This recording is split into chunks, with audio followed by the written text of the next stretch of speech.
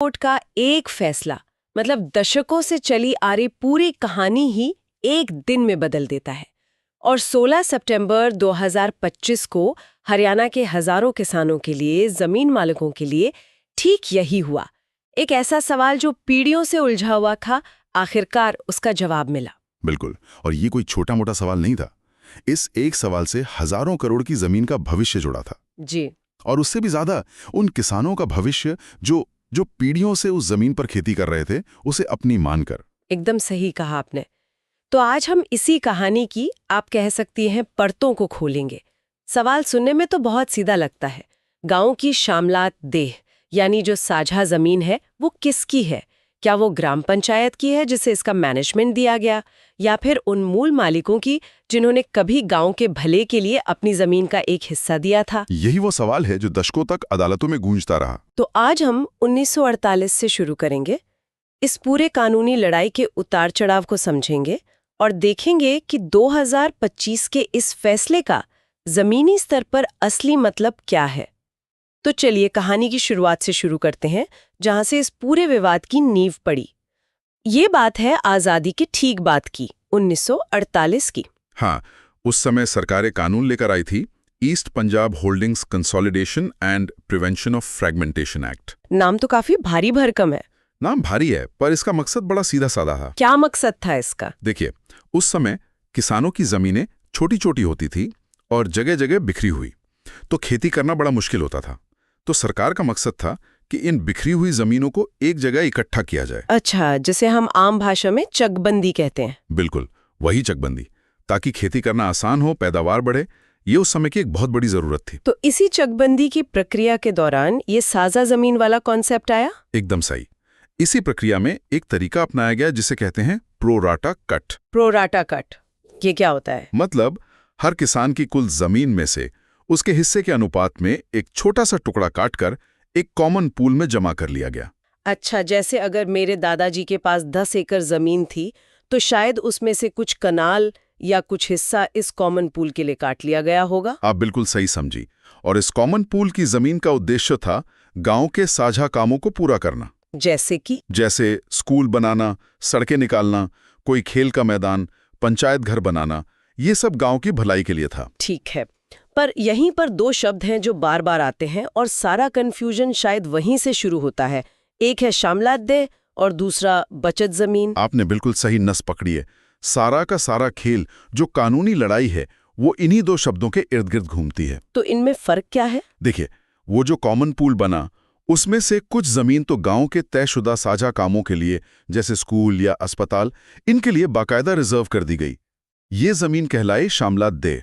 Okay. कानून ने कहा कि इसका मैनेजमेंट और कंट्रोल ग्राम पंचायत के पास रहेगा, ताकि वो इसे गांव के हित में इस्तेमाल कर सके। ठीक है, ये तो समझ में आया। ये वो जमीन हो गई जो किसी खास मकसद के लिए रखी गई थी। तो फिर ये बचत जमीन क्या बला है? बचत जमीन वो जमीन है जो इस कॉमन पूल में सारे साझा कामों के लिए जमीन रिजर्व करने के बाद भी बच गई। अच्छा, मतलब सरप्लस लैंड। हाँ, सरप्लस लैंड, जिसका कोई तय इस्तेमाल नहीं था। और दशकों तक यही बचत जमीन या तो खाली पड़ी रही या फिर मूल मालिक ही उस पर खेती करते रहे होंगे। बिल्कुल, वो यही मानकर चलते रहे कि ये जमीन उन्हीं की है, जो जरूरत ना पड़ने पर उन्हें वापस मिल जाएगी। और यहीं से मुझे लगता है विवाद ने जन्म लिया। सालों तक तो सब ठीक चलता रहा होगा, लेकिन फिर कुछ बदला। बहुत कुछ बदला। असली मोल आया 1992 में। 1992 में क्या हुआ? हरियाणा सरकार ने कानून में एक बड़ा संशोधन कर दिया। इस संशोधन ने शामलात देह की परिभाषा का दायरा इतना ज्यादा बढ़ा दिया कि उसके अंदर कॉमन पूल के लिए काटी गई सारी की सारी जमीन आ गई। एक मिनट, सारी जमीन मतलब बचत जमीन भी? हाँ, बचत जमीन भी। सरकार ने कहा कि जो जमीन एक बार कॉमन पूल में चली गई, वो हमेशा के लिए पंचायत की हो गई, भले ही उसका कोई इस्तेमाल हुआ हो या नहीं। जी हाँ, यहाँ तक कि रेवेन्यू रिकॉर्ड्स में जो जुमला मलकान या मुश्तरका मलकान जैसी जमीनें थीं, जो साफ साफ दिखाती थीं कि ये मालिकों की सामूहिक संपत्ति है, उन्हें भी पंचायत की संपत्ति मान लिया गया। अरे, ये तो जमीन मालिकों के लिए एक बहुत बड़ा झटका रहा होगा। मतलब जिस जमीन को वो अपनी बची हुई संपत्ति समझ रहे थे, वो रातों रात सरकारी हो गई। बिल्कुल। और यहीं से शुरू ही एक लंबी और सच कहूं तो थका देने वाली कानूनी लड़ाई। ये कानूनी लड़ाई भी किसी रोलर कोस्टर राइड से कम नहीं रही होगी। 1992 के इस संशोधन के बाद जाहिर है जमीन मालिक चुप तो नहीं बैठे होंगे। नहीं, बिल्कुल नहीं। वो इसे कोर्ट लेकर गए। मामला पंजाब और हरियाणा हाई कोर्ट पहुंचा। अच्छा। और वहां से जो फैसले आए उन्होंने इस कहानी को और भी दिलचस्प बना दिया। अच्छा। 1995 में और फिर 2003 में हाई कोर्ट की एक बड़ी बेंच ने, मतलब फुल बेंच ने, किसानों के हक में एक बहुत ही साफ और मजबूत फैसला दिया। क्या कहा था हाई कोर्ट ने? हाई कोर्ट ने कहा कि तर्क बहुत सीधा है। जो जमीन गांव के साझा कामों के लिए इस्तेमाल हो रही है वो बेशक पंचायत के मैनेजमेंट में रहेगी, लेकिन जो बचत जमीन है यानी जो सरप्लस लैंड है उस पर पंचायत का कोई हक नहीं है। तो वो जमीन किसकी होगी? वो जमीन मूल मालिकों को उनके दिए गए हिस्से के अनुपात में वापस मिलनी चाहिए। तो ये तो किसानों के लिए एक बहुत बड़ी जीत थी। मतलब मामला सुलझ गया। लगा तो यही था। उस समय लगा कि मामला सुलझ गया। इस फैसले से हजारों किसानों को राहत भी मिली। लेकिन कहानी यहाँ खत्म नहीं हुई, बल्कि यहाँ से एक नया मोड़ लेने वाली थी। क्या हुआ? हरियाणा सरकार हाईकोर्ट के इस फैसले से खुश नहीं थी। जाहिर है वो इस मामले को सुप्रीम कोर्ट ले गई। और फिर सुप्रीम कोर्ट में क्या हुआ? सालों तक मामला चलता रहा होगा मुझे लगता है। हाँ, काफी सालों तक। और फिर अप्रैल 2022 में वो फैसला आया जिसने सबको सच में चौंका दिया। क्या? सुप्रीम कोर्ट की एक बेंच ने हाई कोर्ट के दशकों पुराने फैसले को बुरी तरह से पलट दिया। पलट दिया? मतलब क्या कहा सुप्रीम कोर्ट ने? सुप्रीम कोर्ट ने कहा कि बचत जमीन समेत कॉमन पूल की सारी जमीन पंचायत की ही होगी। लेकिन क्यों? इसके पीछे क्या तर्क था? तर्क ये दिया गया कि भविष्य में भी तो गांव की जरूरतें बढ़ सकती हैं ना, नए स्कूल, नए अस्पताल बनाने पड़ सकते हैं, इसलिए ये जमीन पंचायत के पास ही रहनी चाहिए। ये तो 2003 के हाईकोर्ट के फैसले से एकदम उल्टा था। किसानों के लिए तो ये किसी बड़े झटके से कम नहीं होगा। बहुत बड़ा झटका था। जो लड़ाई वो हाईकोर्ट में जीत चुके थे वो सुप्रीम कोर्ट में हार गए। लेकिन मालिकों ने हार नहीं मानी। उन्होंने एक पुनर्विचार याचिका यानी रिव्यू पिटिशन दायर की और यहीं से कहानी अपने सबसे नाटकीय मोड़ पर पहुंची। और वो मोड़ था 16 सितंबर 2025 का दिन। बिल्कुल। उस दिन चीफ जस्टिस BR गवई की अध्यक्षता वाली 3 जजों की बेंच ने एक ऐतिहासिक फैसला सुनाया। क्या था वो फैसला? सुप्रीम कोर्ट ने अपने ही 2022 के फैसले को गलत मानते हुए उसे पलट दिया और 2003 के हाईकोर्ट के फैसले को फिर से बहाल कर दिया। अपने ही फैसले को पलट दिया? जी हाँ। ये भारतीय न्यायपालिका के इतिहास में एक बहुत ही दुर्लभ क्षण था जब सुप्रीम कोर्ट ने इतनी स्पष्टता से अपनी ही गलती को सुधारा। ये वाकई दिलचस्प है। तो यहाँ पर दो बहुत जरूरी सिद्धांत आपस में टकरा रहे हैं ना। एक तरफ गांव का सामूहिक हित है कि भविष्य के लिए जमीन चाहिए, और दूसरी तरफ एक किसान का अपनी निजी संपत्ति पर अधिकार। संविधान इस टकराव को कैसे देखता है? 2025 के इस फैसले के पीछे बड़े कानूनी तर्क क्या थे? आपने बिल्कुल सही सवाल पूछा है। और कोर्ट ने यह फैसला किसी भावना या धारणा पर नहीं, बल्कि संविधान के ठोस सिद्धांतों पर दिया। सबसे पहला और सबसे मजबूत तर्क था संविधान के अनुच्छेद 31A का। अच्छा, ये अनुच्छेद 31A क्या कहता है, अगर आप सरल भाषा में समझा सकें? देखिए, इसका दूसरा प्रावधान ये कहता है कि अगर राज्य किसी व्यक्ति की निजी खेती वाली जमीन का अधिग्रहण करता है और वो जमीन तयशुदा कानूनी सीमा यानी सीलिंग लिमिट के अंदर है, तो राज्य को उसे बाजार मूल्य के बराबर मुआवजा देना ही होगा। वो मुफ्त में जमीन नहीं ले सकता। एक मिनट, यहाँ एक सवाल है। क्या सरकार ये तर्क नहीं दे सकती कि चकबंदी के समय जमीन स्वेच्छा से दी गई थी, गांव की भलाई के लिए, इसलिए ये अधिग्रहण है ही नहीं? बहुत अच्छा सवाल है और कोर्ट ने इसी पर स्थिति साफ की। कोर्ट ने 1967 के एक पुराने केस भगत राम केस का हवाला दिया। कोर्ट ने कहा कि जब जमीन स्कूल, सड़क या अस्पताल जैसे साझा कामों के लिए ली जाती है तो वो अधिग्रहण नहीं है। क्यों? क्योंकि उसका फायदा जमीन देने वालों समेत पूरे गांव को मिलता है। लेकिन जब बची हुई जमीन को सिर्फ इसलिए लिया जा रहा है ताकि पंचायत उसे बेचकर या किराए पर देकर अपनी आय बढ़ा सके, तो ये एक तरह का अधिग्रहण ही है। अच्छा, ऐसा क्यों? क्योंकि संविधान के अनुच्छेद 12 के तहत ग्राम पंचायत भी राज्य की परिभाषा में आती है। सही है। तो जब पंचायत अपनी कमाई के लिए जमीन ले रही है तो इसका मतलब राज्य अपनी कमाई के लिए जमीन ले रहा है, और ऐसा करने के लिए उसे अनुच्छेद 31A के तहत पूरा मुआवजा देना होगा। बिना मुआवजे के ऐसा करना असंवैधानिक है। ये तो बहुत बड़ा और साफ अंतर है। तो कोर्ट ने माना कि बचत जमीन को पंचायत को देना सिर्फ उसकी आय बढ़ाने जैसा था। जी हाँ। इसके अलावा कोर्ट ने एक और बहुत महत्वपूर्ण सिद्धांत पर जोर दिया, वो है स्टेर डिसाइसिस। स्टेर डिसाइसिस, ये एक लैटिन शब्द लग रहा है, इसका क्या मतलब है? इसका सीधा सा मतलब है निर्णय पर टिके रहना। यानी अगर किसी कानूनी मुद्दे पर अदालतों ने लंबे समय तक एक ही राय कायम रखी है, एक नज़ीर स्थापित कर दी है, तो उसे बिना किसी बहुत मजबूत कारण के बदलना नहीं चाहिए। इससे क्या होता है?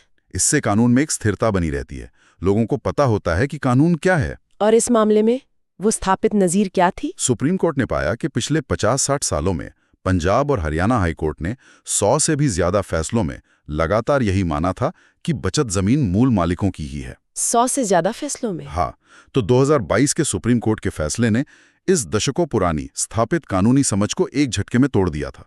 इसलिए 2025 की बेंच ने स्टेयर्स डिसाइजेस के सिद्धांत का सम्मान करते हुए उस पुरानी और स्थापित कानूनी स्थिति को ही बहाल किया। मतलब कोर्ट ने कहा कि इतने सालों का जो कानूनी विकास हुआ है, हम उसे नजरअंदाज नहीं कर सकते। बिल्कुल।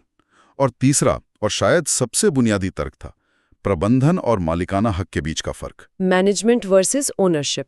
जी, कोर्ट ने साफ किया कि चकबंदी कानून ने पंचायत को शामलात दे का सिर्फ मैनेजर बनाया था, मालिक नहीं। उसे जमीन का मैनेजमेंट और नियंत्रण इसलिए दिया गया था ताकि वो उसे गांव के हित में इस्तेमाल कर सके। मतलब जमीन का शीर्षक यानी टाइटल, या जिसे हम मालिकाना हक कहते हैं, वो कभी पंचायत को दिया ही नहीं गया। वो हमेशा से सामूहिक रूप से उन जमींदारों का ही रहा जिन्होंने अपनी जमीन दी थी।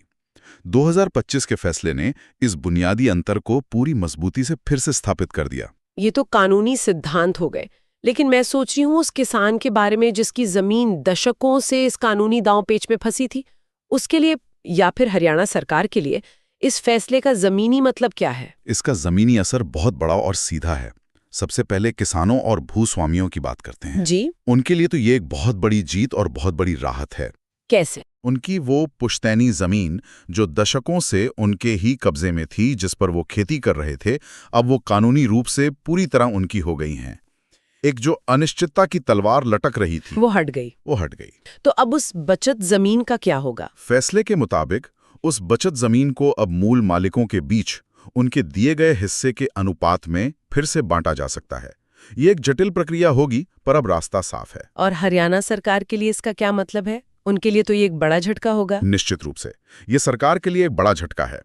2022 के सुप्रीम कोर्ट के फैसले के बाद सरकार ने बहुत तेजी दिखाते हुए कई जगहों पर बचत जमीन का म्यूटेशन यानी दाखिल खारिज पंचायतों के नाम पर कर दिया था। अच्छा। अब सुप्रीम कोर्ट के इस नए आदेश के बाद उन सभी म्यूटेशन को रद्द करना पड़ेगा। ये एक बहुत बड़ी प्रशासनिक चुनौती होगी। और ग्राम पंचायतों का क्या इससे उनके अधिकार कम हो गए? कम नहीं हुए, बल्कि और ज्यादा स्पष्ट हो गए हैं। स्पष्ट कैसे हुए? देखिए, पंचायतें आज भी उन सभी जमीनों का प्रबंधन करेंगी जो वाकई गांव के साझा उद्देश्यों के लिए आरक्षित हैं, जैसे स्कूल, रास्ते या खेल के मैदान। उनका उस पर पूरा नियंत्रण रहेगा। लेकिन अब वे बचत जमीन पर अपना दावा नहीं कर सकती और न ही उसे अपनी आय का स्रोत बना सकती हैं। इससे पंचायतों के कामकाज में पारदर्शिता आएगी और वो अपने असली काम यानी गांव के विकास पर ध्यान केंद्रित कर पाएंगी। तो कुल मिलाके इस फैसले के जरिए सुप्रीम कोर्ट ने एक बहुत ही साफ संदेश दिया है। जनहित या गांव के विकास के नाम पर किसी भी नागरिक के संपत्ति के संवैधानिक अधिकार को, जो अनुच्छेद 301 के तहत एक महत्वपूर्ण अधिकार है, मनमाने ढंग से नहीं छीना जा सकता। हाँ, ये फैसला व्यक्तिगत संपत्ति के अधिकार और समाज के सामूहिक हित के बीच एक बहुत ही जरूरी और नाजुक संतुलन स्थापित करता है। ये कहता है कि सामूहिक हित जरूरी है, लेकिन उसकी आड़ में किसी व्यक्ति के संवैधानिक अधिकारों का हनन नहीं किया जा सकता। ये वाकई एक लैंडमार्क फैसला है। और जाते जाते श्रोताओं के लिए एक विचारणीय प्रश्न छोड़ते हैं। जी। ये फैसला भविष्य में कृषि सुधार और भूमि अधिग्रहण से जुड़े कानूनों को किस तरह से प्रभावित कर सकता है? क्या ये इस सिद्धांत को और ज्यादा मजबूत करता है कि राज्य, चाहे वो केंद्र सरकार हो, राज्य सरकार हो या फिर एक ग्राम पंचायत, केवल अपनी आय बढ़ाने के उद्देश्य से बिना उचित और बाजार मूल्य के बराबर मुआवजा दिए नागरिकों की भूमि का अधिग्रहण नहीं कर सकता? ये एक ऐसा सवाल है जिसका जवाब आने वाले समय में देश की भूमि नीतियों की दिशा तय करेगा। एक जरूरी सूचना, यहाँ प्रदान की गई जानकारी केवल शैक्षिक और सूचनात्मक उद्देश्यों के लिए है। ये किसी भी तरह से पेशेवर कानूनी सलाह का विकल्प नहीं है। किसी भी कानूनी मामले या कार्यवाही के लिए जिसमें आपकी संपत्ति या अधिकार शामिल हों, कृपया हमेशा एक योग्य और अनुभवी वकील से ही परामर्श करें।